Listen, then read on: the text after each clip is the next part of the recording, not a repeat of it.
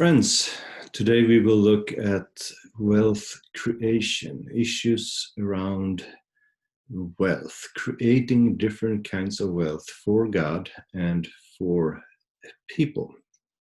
Before we get into that very topic, I want to ask you a question. A question I've often asked many people around the globe, on all continents. If you look at the world in the last 50 years, in my generation, as it were, and we look at poverty around the globe, has poverty increased? Has it stayed the same, basically, or has it decreased? Has it gone worse, better, or same? What do you think? Most people think it has gotten worse. Some think it's about the same. But the true answer is actually that poverty has decreased dramatically in the last 50 years or so. Actually, the biggest lift out of poverty in the history of mankind has happened in our generation. And if we look at figures from the World Bank, for example, 30 years ago, 1 in 3 persons on the planet were poor. Today, it is less than 1 in 10. How did this happen? Well, it did not happen through aid or United Nations programs or wealth distribution. No, it happened through trade and business. Wealth that was created in and through business, especially in businesses on the small and medium-sized sector. So it is important for the well-being of people and societies that we understand not only the need for wealth creation, but a biblical basis for it, and also look at historical lessons learned so we can serve our nations. About 3 years ago, we had a global consultation on wealth creation. There were leading men and women in business, in academia, church, and missions from all continents that looked at the issue of wealth creation from different perspectives: biblical, historical, global, economical, missiological, and from creation care and justice and human trafficking. What are some of the aspects of wealth creation? How does it help? And so forth. We created 7 different papers on the aspects of wealth creation. We also did an educational video series on that. And we summarized all our findings in a 1-page manifesto, the Wealth Creation Manifesto. And I will refer to the Wealth Creation Manifesto, which is available in 17 different languages. And it is available on my website, for example, matstuneHag.com.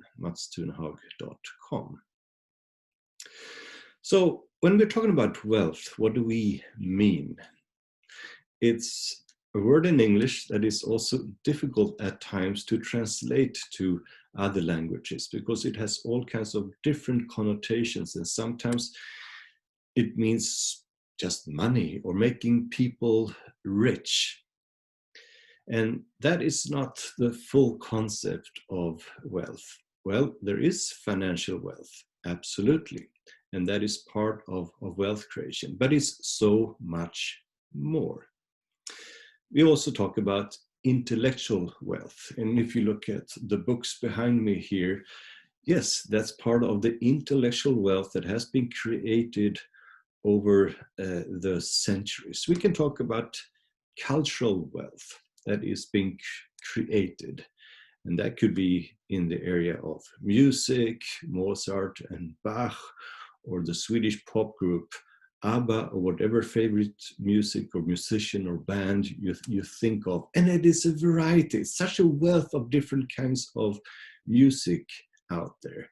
And of course, food, different cuisines. There's a wealth of different tastes and flavors out there, and people are so creative in creating different kinds of cuisines and, and tasty dishes.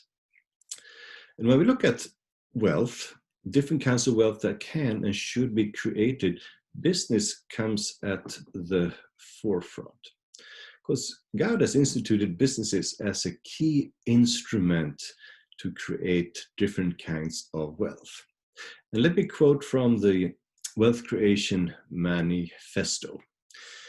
Business has a special capacity to create financial wealth, but also has the potential to create different kinds of wealth for many stakeholders, including social, intellectual, physical, and spiritual wealth. So our focus will be on business as an instrument to create wealth. And we do it with God, for people, for the common good. So let's look at wealth creation from a few biblical and historical perspectives. The Bible talks about wealth in three different ways. One is hoarding. That is try to accumulate wealth for yourself. I want to get rich. It should be mine. It's selfish and it is foolish. And the Bible condemns that. The second way the Bible talks about wealth is sharing different kinds of wealth. If you have, you are to share with those who have nothing or have less. Giving is caring. Giving is commanded and commended. It's blessed to give, it's blessed to share.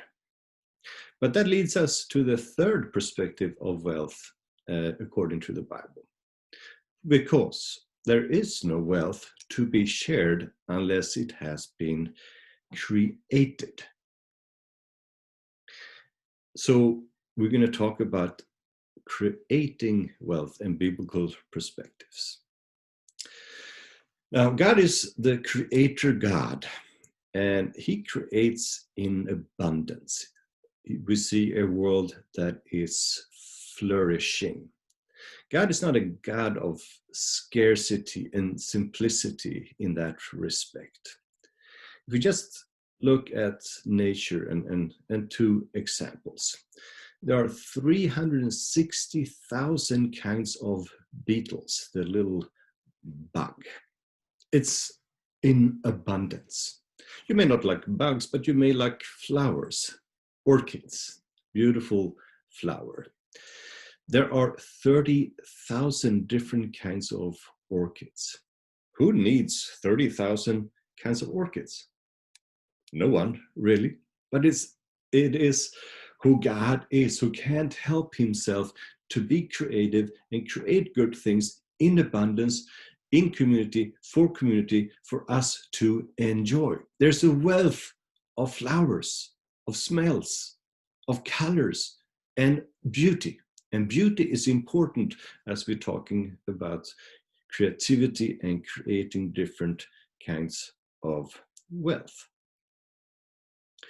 So again, the Wealth Creation Manifesto, the first affirmation says, wealth creation is rooted in God, the Creator, who created a world that flourishes with abundance and diversity. And we are created in his image to be creative, to create things that will flourish in abundance. And there should be diversity. And that's why we don't just have one kind of toothpaste, we have many. It's an expression of who we are, being created to create different kinds of products and services also in business. And God created in community for community. The triune God created for mankind. And we are to be creative in the same way, in community and for community.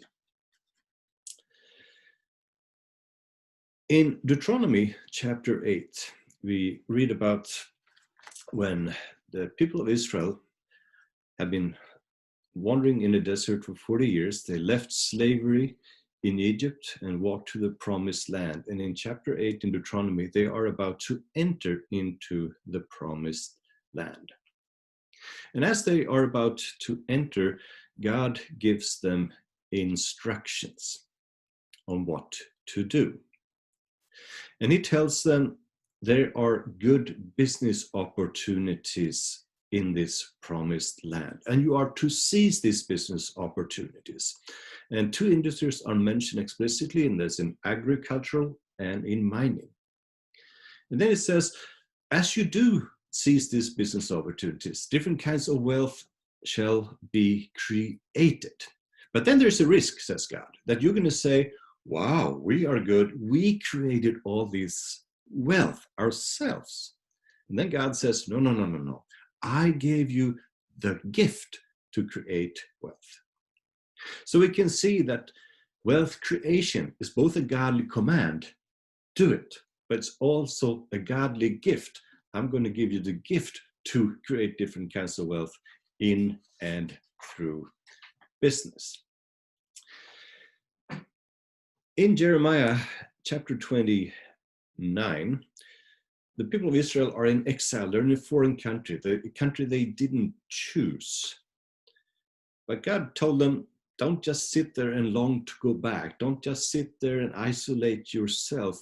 He actually tells them, get involved in the local economy. Seek the shalom, the wellness, the wholeness of the society, of the city, of the country where you live by getting involved in the local economy and start businesses that can flourish and be a blessing to the city where you live. And that is a macro perspective. So when we talk about wealth creation and business, it's not just me and my family. We're thinking beyond the community, the city, the nation, and we have also a long-term perspective.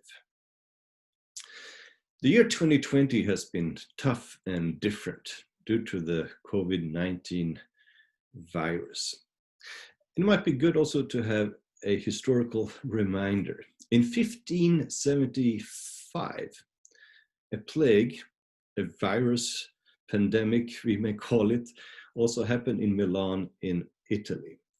And the city's bishop, Charles Borromeo, he had a holistic worldview, working with God and people to meet physical, social, economical, and spiritual needs. And he tackled the situation there, and he staffed hospitals, he instituted social distancing policies, he had a special love and care for orphaned infants. He moved the church outdoors to decrease the risk of spreading the disease, but he also created jobs so there could be a dignified response, because creating jobs is important for creating different kinds of wealth, including physical health. And this reminds us about our roots. You know, as Christians, we mustn't forget our roots or cut off our roots. We have also Jewish roots. And if you look at the Jewish perspectives on wealth creation and the poor, they say, yes, there is an obligation to help the poor, but it should primarily be by creating jobs. And these jobs and businesses can create different kinds of wealth. Now, this is not just a nice concept. It is actually also a biblical concept. But how we think about this, how our worldview is shaped on the issue of wealth creation, have consequences. And it can have dramatic consequences for good and for bad. If we look at the country of Venezuela, we see a country that went totally overboard on wealth sharing and destroyed the wealth creation mechanisms. We can see countries in Africa who were at the same economic level as Singapore about 50 years ago. Those African countries are still dirt poor, while Singapore is one of the richest countries in the world. And the difference has been, have they focused on creating wealth and prosperity through business, or have they depended on aid and just focused on wealth sharing? So this is quite important. And to quote the Wealth Creation Manifesto again, wealth creation through business has proven power to lift people and nations out of poverty. And again, looking at our roots and the church, Pope Francis, he says, business is a noble vocation directed to producing wealth and improving the world. It can be a fruitful source of prosperity for the area in which it operates, especially if it sees the creation of jobs as an essential part of its service to the common good.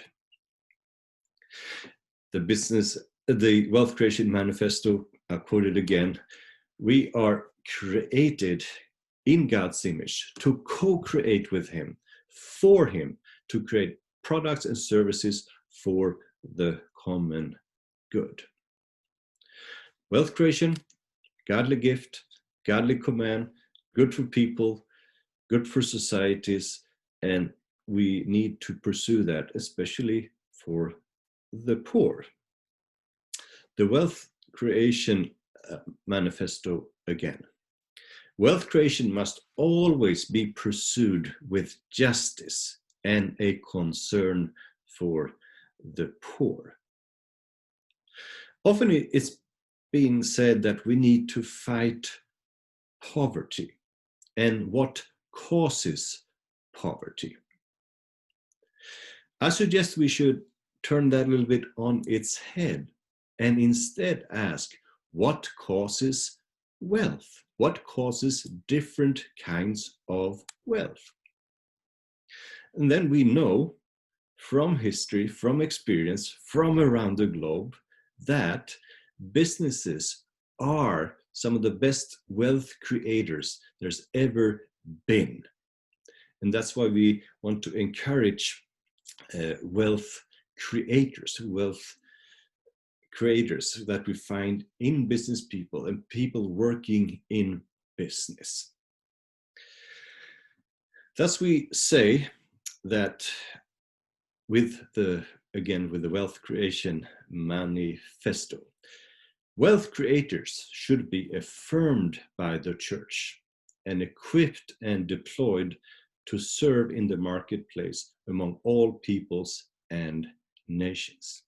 God has called you to business. That's a godly call to create different kinds of wealth in and through business, but with this global perspective among all peoples and nations. Because when we talk about wealth creation, that needs also to be put in a Great Commission perspective. So let me end this presentation by quoting from the appeal, the end of the Wealth Creation Manifesto. We call the church to embrace wealth creation as central to our mission of holistic transformation of peoples and societies. We call for fresh, ongoing efforts to equip and launch wealth creators to that very end. Thank you, and may God bless you as you create different kinds of wealth with God and for people in business among all peoples.